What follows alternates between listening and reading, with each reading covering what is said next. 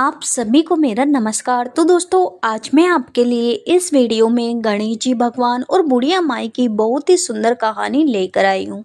तो प्रेम से बोलिए गणेश जी भगवान की जय हो। दोस्तों, बहुत समय पहले की बात है। एक गांव में एक वृद्धा महिला, जिसे सब प्यार से बुढ़िया माई कहते थे, वह अकेली रहती थी। उसका कोई परिवार नहीं था और न ही कोई संतान थी। उसका जीवन कठिनाइयों से भरा हुआ था।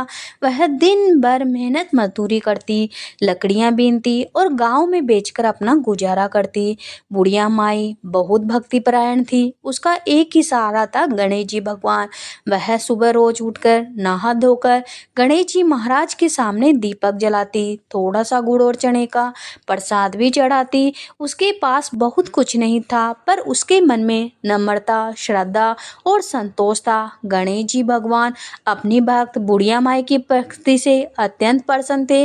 वे उसकी परीक्षा लेना चाहते थे कि वह केवल सुख सुविधा के लिए भगवान को याद करती है या सच्चे प्रेम से।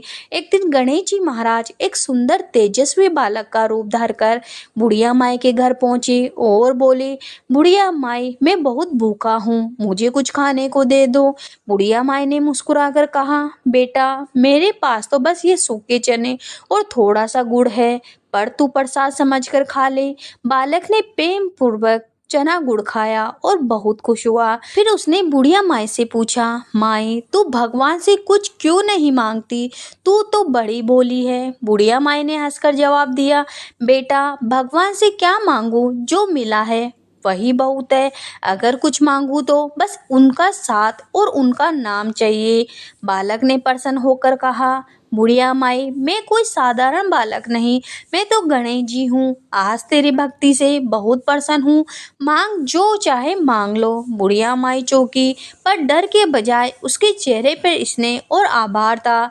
उसने कहा, हे गणेश जी महाराज, अगर आप सच में प्रसन्न हो तो मुझे ऐसा आशीर्वाद दो कि मेरे घर से कोई भूखा ना लौटे। भले मैं भूखी रहूं, पर जो आए उसे पेट भरकर भोजन मिले।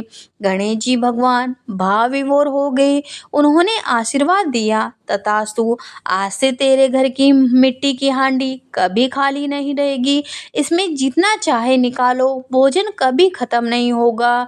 धीरे धीरे गांव में यह बात फैल गई कि बुढ़िया माई के घर जो भी आता है उसे स्वादिष्ट और भरपूर भोजन मिलता है। दूर दूर से भूखे जरूरतमंद लोग आने लगे।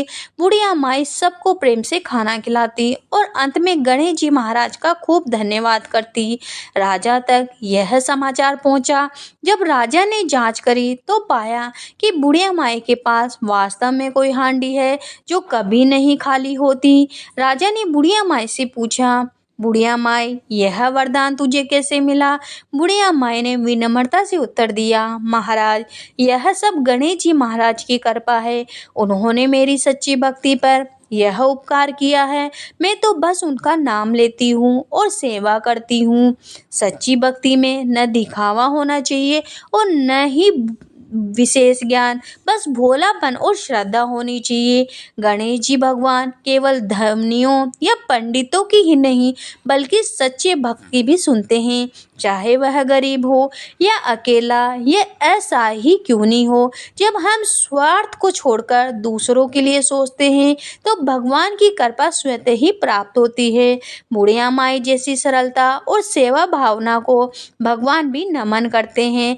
जो भी भक्त बुढ़िया माई और गणेश जी महाराज की यह पावन कथा पढ़ता और सुनता है, उसके घर में अन्न, धन, प्रेम और संतोष की कभी कमी नहीं होती है।